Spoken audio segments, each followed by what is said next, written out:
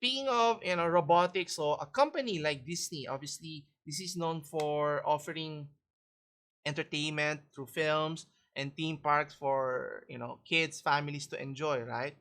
So obviously to get people interested and keep on going back to their theme parks, they need to always find ways to innovate, to get those people coming back over and over. And I've been to some of their theme parks before the pandemic, and I think one of the unique features that in Japan that they have is the Disney Sea theme, which is totally different in other countries, whether it's in China or in the United States. And take note, United has some of the biggest or one of the biggest theme parks in the world with Disney World compared to their Disneyland team in California. But anyway, according to the article here at CNBC.com, Disney is developing an exoskeleton that could bring the Hulk to its theme park. So it's looking like, is it similar to how what do you call this?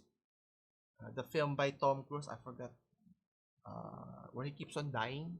I forgot the title. But anyway, so he's using an exoskeleton suit. Obviously, that's for fighting, but this is more for entertainment purposes. So let's see here.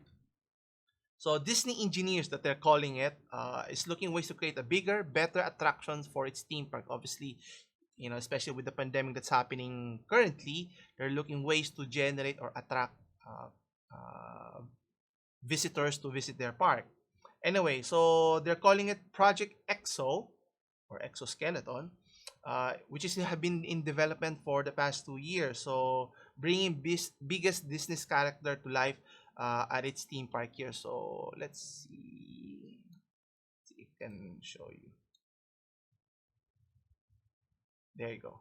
So you can see here that the exoskeleton. So obviously it's a gear that you would wear. Now, how do you incorporate that to the different activities within the theme park? Is it for interaction with let's say with kids, so you can take photo ops instead of just wearing a regular costume? But obviously, if you have big ambitions, maybe let's say, I think they were trying to use the character Hulk. Obviously, for Hulk to be believable, he has to be gargantuan in terms of scale compared to a regular human being.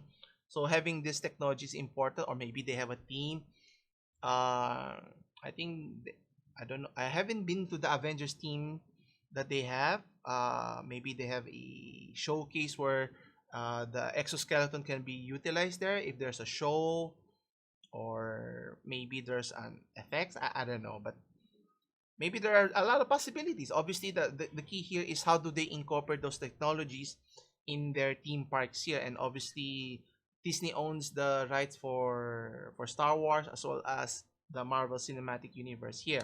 So the sky's is the limit here, as mentioned here. Uh, According to an Imagineer, fiddled with a giant articulated green hand using a mechanism attached to a metal gauntlet to pinch two massive fingers and a thumb around a tiny plastic. So you can, similar to how Mr. Jim Henson, plays with his puppets in the puppet show. In this case, obviously in a bigger scale here, and obviously utilizing different characters in the Marvel universe.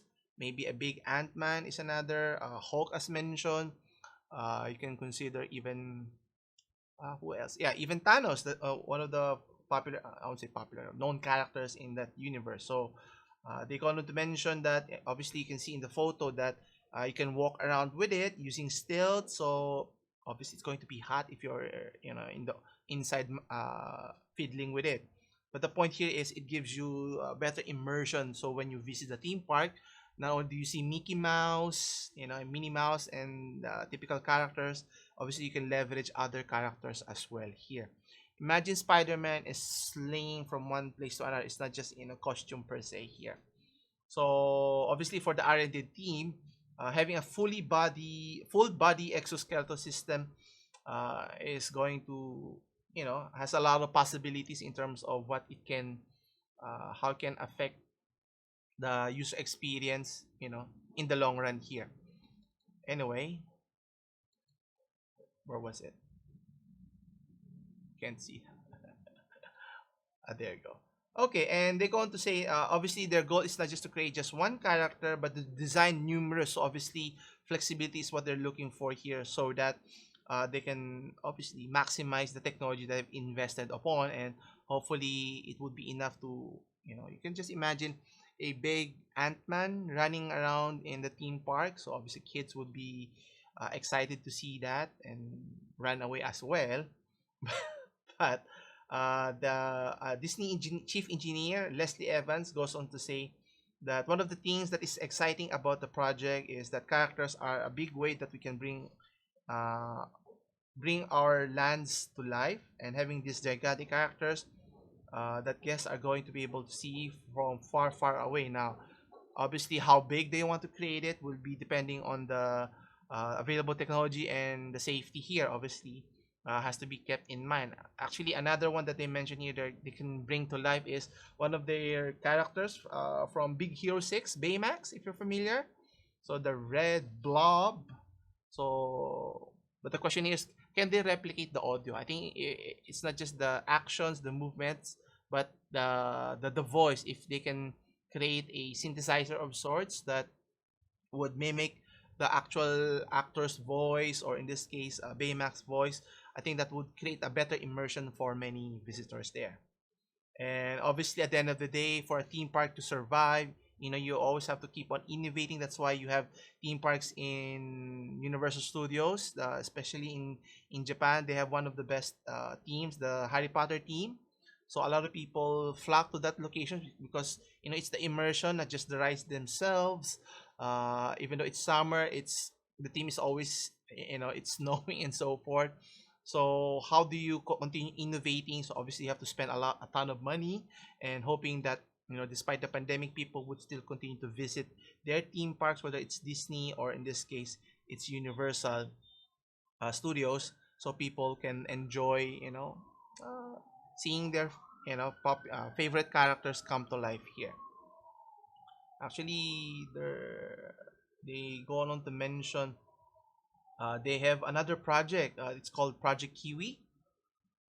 They're going to focus on making a prototype for a young Groot.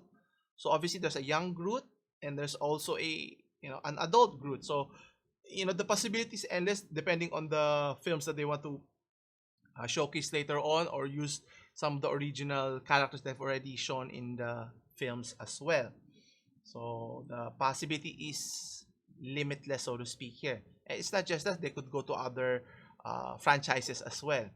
And obviously, pushing the boundaries is important here, so that you can get more interested goers there. It's not just the regular visitors, but also new visitors that, if you go to, let's say, the United States, and if you're going to visit Disneyland, it's a must go to place here, or whether it's in Japan or even in China here. And what's interesting, the theme park, has attracted around the world a little over 150 million visitors. So that's a lot of people. So the question here is, with what's happening with the pandemic, will it get to the same levels here, or will it take longer before we could say a new normal here, so to speak? Even I would like to visit the Disney World theme park with my kids, but obviously with the restrictions, the ongoing spread of the virus with the Delta variant is kind of concerning. So, maybe next year or next year. So by then, what will happen to those businesses?